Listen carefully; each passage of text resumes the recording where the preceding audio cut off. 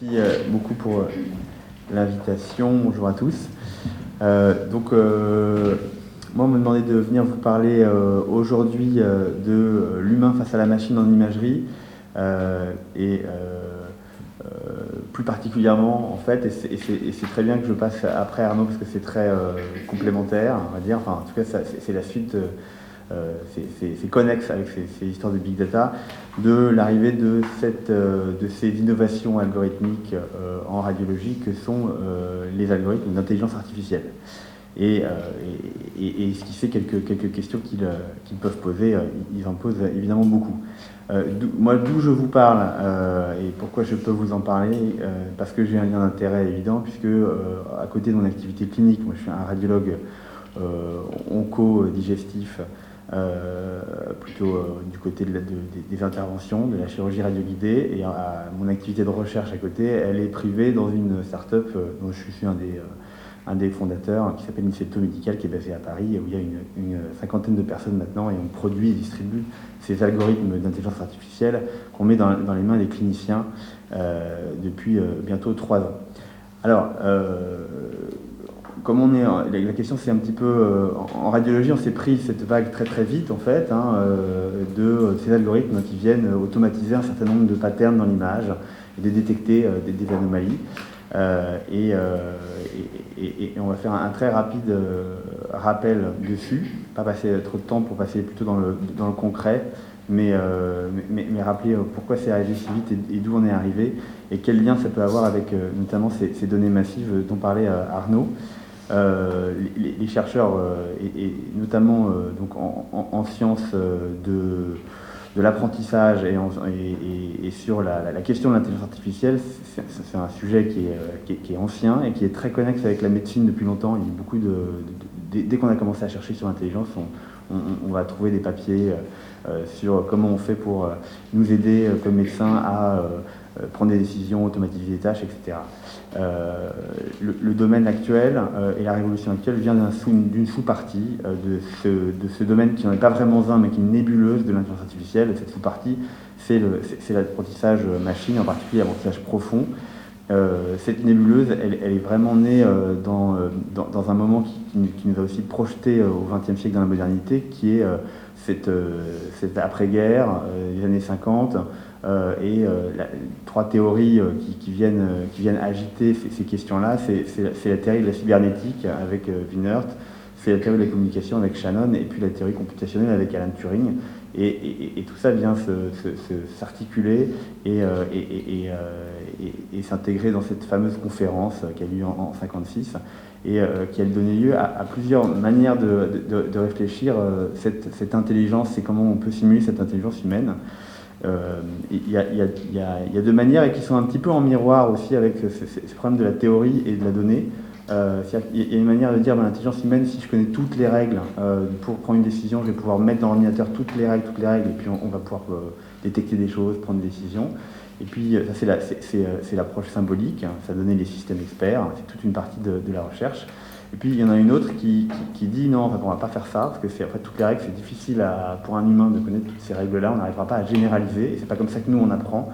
Et donc si on a une autre approche, c'est on va construire une machine qui, elle, va apprendre les règles toute seule. Et nous, ce qu'on va faire, c'est qu'on va construire la machine qui est capable de se modifier intérieurement en lui donnant beaucoup d'exemples pour apprendre ces règles. Et là, on va avoir quelque chose qui ressemble plus, qui va plus mimer une partie de notre intelligence. Et donc, c'est par l'apprentissage et non pas la définition des règles qu'on va pouvoir avancer. Ça a donné, dans les années 90, je me souviens, j'étais adolescent, et c'était les débuts de cette première approche, l'approche symbolique, c'était Deep Blue, et le fait ça a été terminé, il n'y avait plus de grands chefs aux échecs, puisque le meilleur c'était l'ordinateur, c'était pour les échecs, mais par contre, il y a un autre jeu qui résistait complètement à cette approche-là, c'était le jeu de Go, et là, dans les 10 dernières années, c'est le jeu de Go qui, lui, a été largement battu par cette autre approche, et effectivement, c'est pas exactement les mêmes. Si vous jouez un petit peu, vous verrez, vous savez que c'est pas du tout les mêmes philosophies de jeu derrière. Voilà, donc pourquoi en radiologie c'est devenu très fort? parce que ça marche très très bien sur les images, et en particulier pour cette raison-là. Je vous ai mis des exemples. En général, on met des chats et des chiens, parce que c'est surtout des chatons, parce que sur Internet, le gros du trafic, c'est soit du chaton, soit de la pornographie, donc on met des chatons. Là, j'ai voulu changer un peu, et je vous ai mis, parce qu'on voyage peu en ce moment, des images de Nouvelle-Calédonie. Donc là, vous avez un tricorrier, un serpent mortel, mais qui ne mord jamais, donc assez sympathique, et puis une pointe noire, qui est un requin qui est finalement pas très dangereux. Et donc notre algorithme, ces algorithmes de machine learning, on va leur donner ces deux exemples-là, on va leur donner pas mal, et puis ils vont décider par un certain nombre de critères de savoir lesquels sont un serpent, lesquels sont un requin. Donc on fait ça facilement, mais les machines ont un peu de mal. S'il fait ça, et on lui donne un requin et 10 serpents, on lui dit non, et on lui dit tu vas t'entraîner, essaye de faire mieux. Ça, c'était le principe de base du machine learning. C'est parce qu'à l'intérieur de cette sous-partie-là, de cet environnement de chercheurs du machine learning, il y a une sous-catégorie de chercheurs, enfin une surcatégorie, peu importe, qui s'intéressait à une partie dont on leur avait dit pendant très longtemps que ça ne marcherait pas, on s'en moquait d'eux pendant longtemps d'ailleurs, et puis en 2012, ils ont battu tout le monde à un concours de reconnaissance d'images, et c'est ceux qui travaillaient sur les réseaux de neurones profonds, et donc toute l'IA dont on parle maintenant et qu'on utilise de manière en routine, c'est ces fameux réseaux du neurone profond. Et pourquoi ça marche beaucoup mieux? Parce qu'en plus juste de donner, par exemple, pour les images, on va pas juste... ce qu'il fallait faire avec le machine learning avant, pour faire simple, c'est qu'on pouvait lui donner un requin et un serpent, mais on ne pouvait pas juste lui donner ça. Il fallait qu'on lui dise, on va extraire les caractéristiques du requin et du serpent. Donc d'abord, à la main, il faut décider pourquoi c'est un requin. Il a un aileron comme ça, il a une queue comme ça, il a une tête comme ça. Et pourquoi c'est un serpent? Parce qu'il n'a pas d'aileron, parce qu'il est, il est en courbe, il n'a pas de pattes, etc. Donc il fallait extraire ces caractéristiques. Et même si vous connaissez très très bien en animal du Pacifique, vous allez avoir du mal à trouver plus de peut-être une centaine ou 200, ou si vous êtes un grand biologiste, peut-être 500 caractéristiques différents, mais vous allez être limité intellectuellement pour trouver ces caractéristiques dans l'image.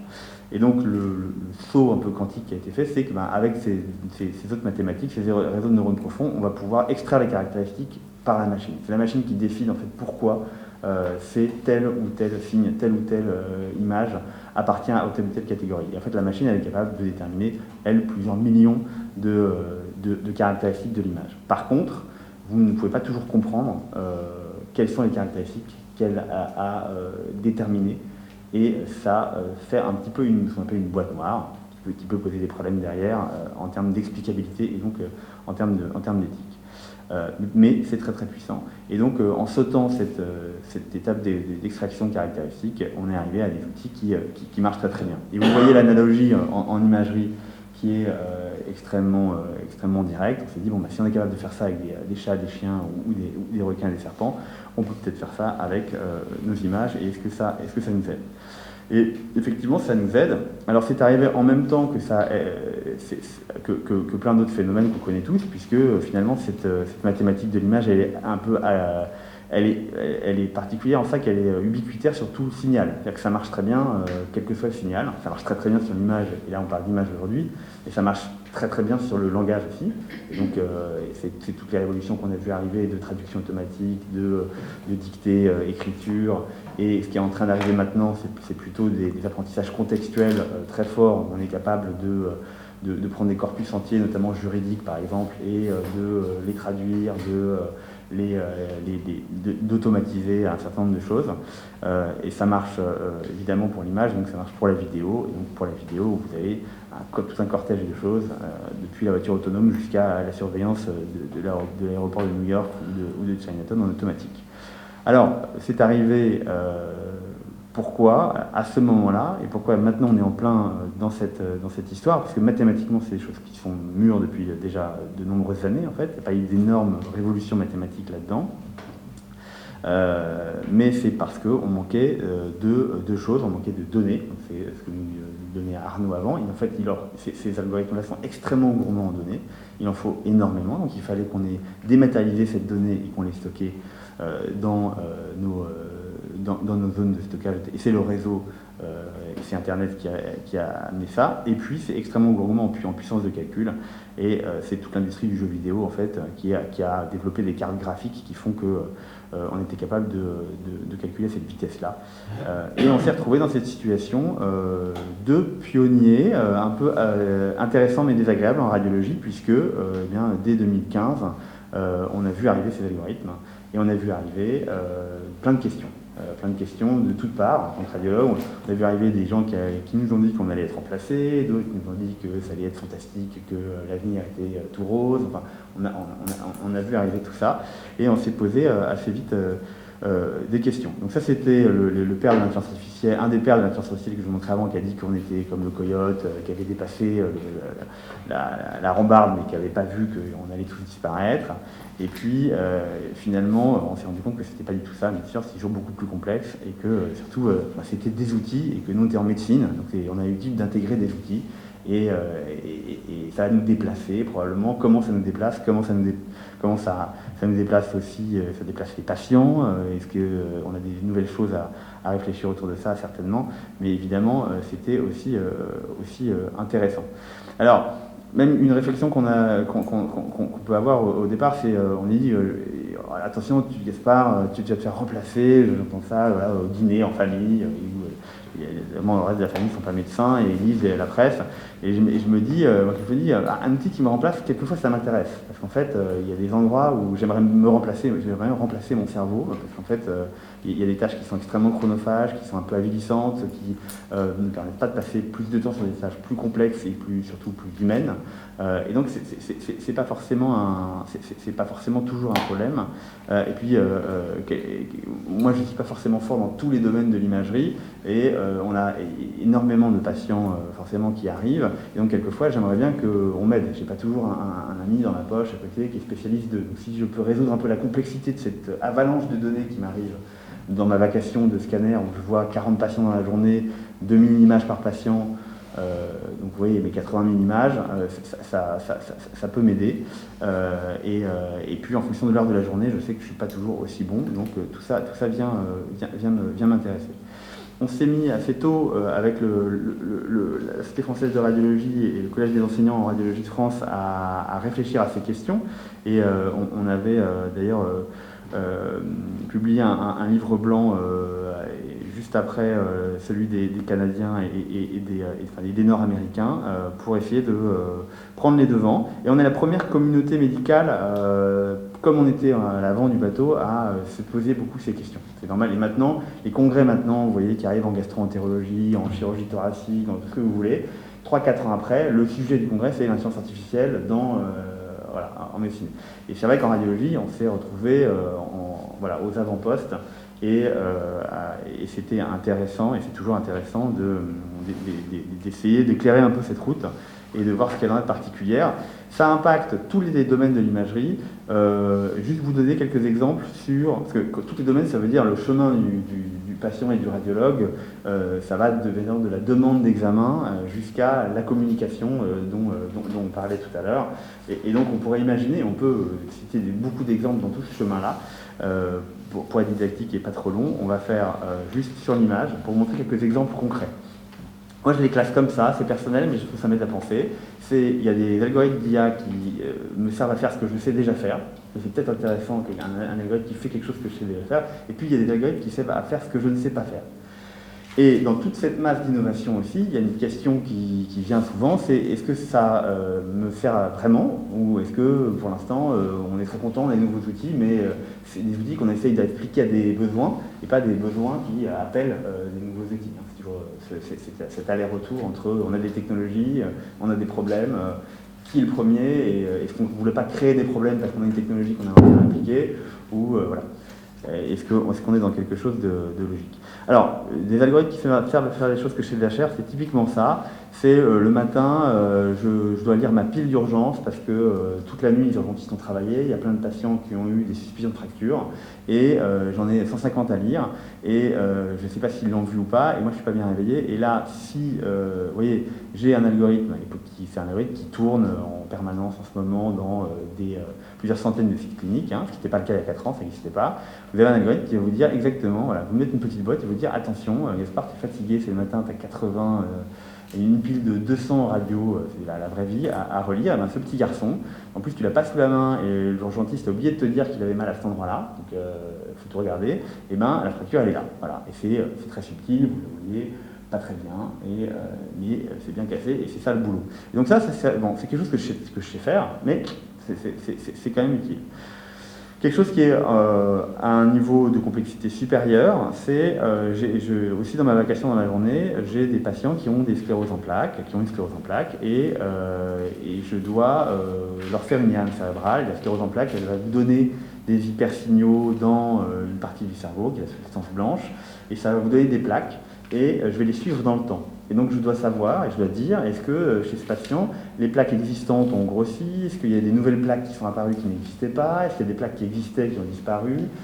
Eh bien, jusque-là, on le faisait de manière qualitative, semi-quantitative, même plutôt qualitative, et on s'est rendu compte qu'avec ces algorithmes-là, on allait pouvoir donner des chiffres précis, segmenter toutes les plaques, mettre un code couleur sur les nouveaux arrivants, et donc on allait pouvoir avoir une information, passer du qualitatif au quantitatif, et donc ça va avoir beaucoup d'impact sur potentiellement, est-ce qu'on peut mieux comprendre l'évolution de la maladie, plutôt mettre ce patient-là dans la cohorte de tous les patients qui évoluent dans telle direction, dans telle direction en fonction des traitements.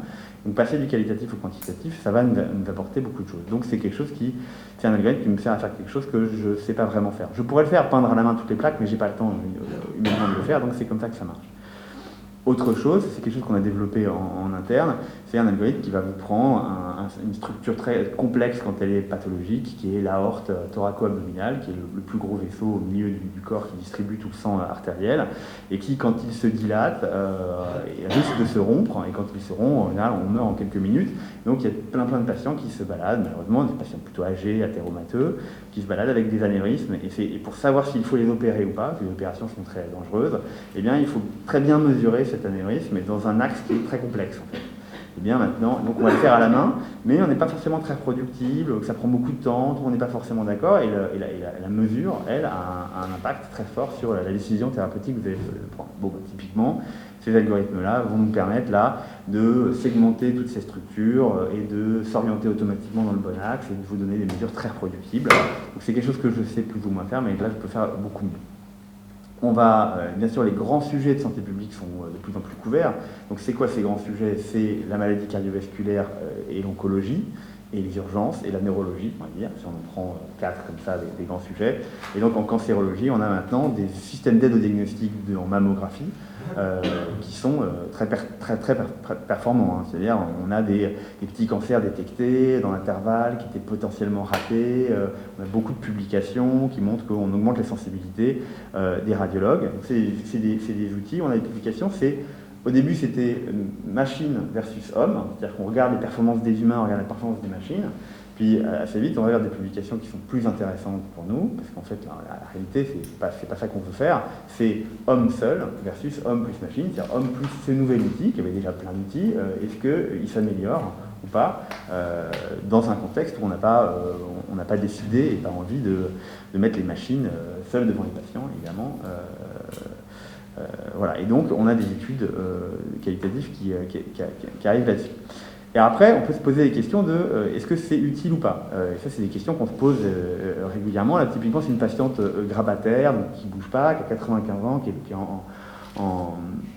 en EHPAD et qui est adressée aux urgences pour une douleur lombaire droite, et on suspecte un caillou, une colique néphrétique, un calcul, quelque chose qui va bloquer l'écoulement des reins. Et on a des algorithmes qui peuvent aussi nous donner d'autres informations. Il va nous proposer, quand même, on peut automatiquement décider s'il y a de la graisse dans le foie de cette patiente. Oui, pourquoi pas, mais c'est une proposition. On peut me dire, mais on peut aussi calculer la quantité de calcium qu'il y a dans la paroi aortique. C'est intéressant, c'est un biomarqueur de quelque chose. Oui, mais cette patiente, en fait, elle est gravataire, et là, c'est la fin de sa vie. Oui, mais aussi, on peut aussi, on va vouloir nous apporter des solutions pour détecter l'ostéoporose. Parce que finalement, elle ne bouge pas, peut-être qu'on pourrait donner un médicament contre l'ostéoporose, et oui, en fait, elle ne bouge pas, elle ne bougera jamais, elle ne va pas se fracturer, mais quand même, on peut vous proposer. Et puis aussi, on peut vous proposer de mesurer, de segmenter toute sa graisse intra-abdominale, sous-cutanée et ses muscles, parce qu'on sait que la sarcopénie, la fonte musculaire, est corrélée à la mortalité, particulièrement en cancérologie, mais aussi chez ces patients. Et donc, on peut prédire son risque de mortalité de manière assez fine avec sa masse musculaire dans un certain nombre de contextes. Est-ce que c'est vraiment utile pour cette patiente? Mais en fait, elle vient pour, il faut régler son problème de calcul, en fait, elle est douloureuse, et tout ça est intéressant, mais c'est un peu potentiellement du bruit. Voilà. Je vous passe des applications supplémentaires, mais vous imaginez qu'il y a beaucoup de choses qui se passent dans le domaine de la cancérologie et au-delà. Alors, moi, on se pose des choses. Comment on les a maintenant? On en a parlé il y a 3 ans ici. Maintenant, 3 ans après, ces outils, ils sont utilisés, par exemple, au sein de la structure dans laquelle je travaille, on doit traiter 70 000 examens de patients par mois. Donc maintenant, ça est en train d'arriver, c'est pas l'avenir, c'est maintenant.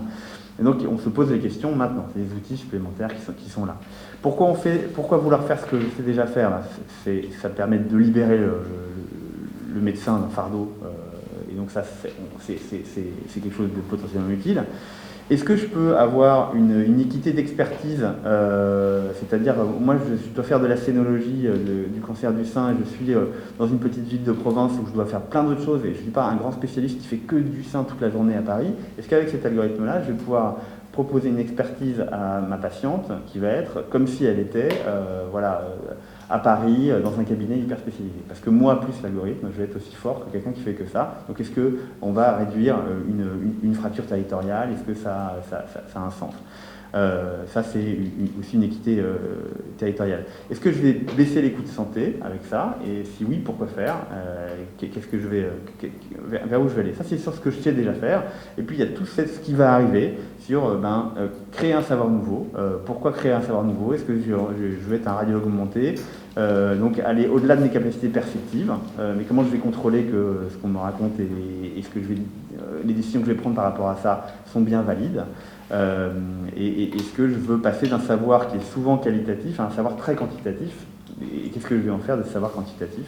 Ça, c'est des choses qui font sens et qui nous agitent beaucoup en ce moment, en essayant de se dire, alors moi, mon travail de radiologue, c'est de donner du sens à des images et d'en tirer une information qui va me permettre avec la synthèse de ce que je sais du patient, de ce que je sais de lui humainement et de ce contexte médical, d'aider à la décision d'une prise en charge.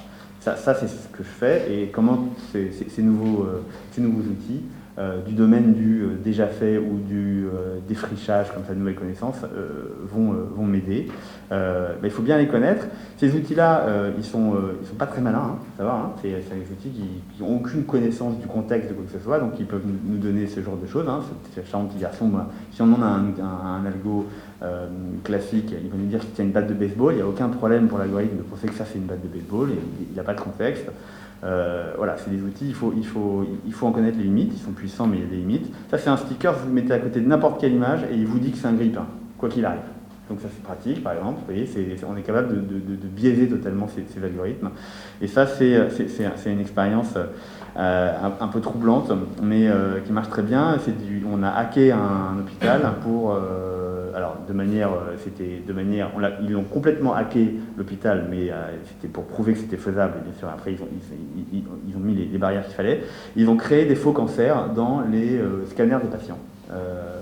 Parce qu'on peut générer des fausses images qui sont totalement impossibles à rediagnostiquer derrière. Et donc, vous pouvez rentrer dans un hôpital, générer des faux cancers dans les scanners pulmonaires des patients et partir, et vous ouvrez le scanner du patient et vous avez son scanner plus un faux cancer à l'intérieur.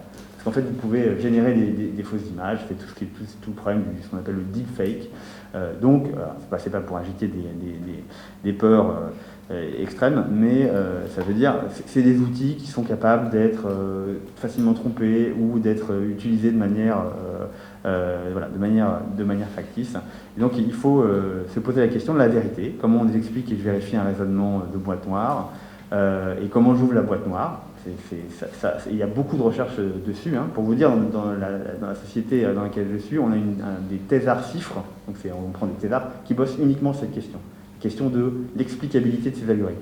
Comment j'affiche, est-ce que je peux avoir de la connaissance supplémentaire et est-ce que je peux ouvrir cette boîte noire. Il faut avoir confiance, et donc il y a un a priori toujours sur l'infaillibilité des machines, donc il y a tout un travail à faire là-dessus, parce que c'est vrai qu'on connaît les biais cognitifs, on pense que comme c'est la machine, c'est plus vrai, voilà. Et bien sûr, c'est pas le cas. Et puis, est-ce que c'est pertinent? Est-ce qu'il y a une vérité terrain? Il y a des travaux qui ont été commencés, ça c'était dans le livre blanc, les enjeux éthiques et sociétaux. Ils tournent autour de 3 domaines qui sont toujours les données, on en a parlé avec Arnaud, les algorithmes et puis la pratique clinique. Et donc, eh bien, les quelques questions qu'on se pose, par exemple, et qu'on se posait déjà, et c'est juste pour ouvrir la discussion, c'est attention à ces biais d'automatisation. Plus je vais automatiser, plus je vais avoir des biais d'omission et de commission. C'est-à-dire, oui, il y a, ou non, il n'y a pas, je crois à la machine plus que moi. Attention, mais il y a des choses qui s'invitent par la bande. Attention, par exemple, à la résistance du radiologue, qui a très peur d'être remplacé et qui va prendre des décisions qui sont contraires à l'intérêt du malade, mais qui sont en accord avec ses intérêts, lui, de défense, de corporatisme. Enfin, ça peut arriver. Donc, à quel moment on arrive à s'extraire un petit peu et puis après, il y a des questions de transparence, de ressources. Il y a beaucoup de questions autour de ces sujets. Voilà, avec un bon papier européen et nord-américain qui date maintenant de peu de temps, finalement, 3 ans, c'est pas énorme, qui a fouillé ces questions, mais il y en aura, je pense, besoin d'autres, et on attend des collaborations autour de ces questions-là. Merci beaucoup.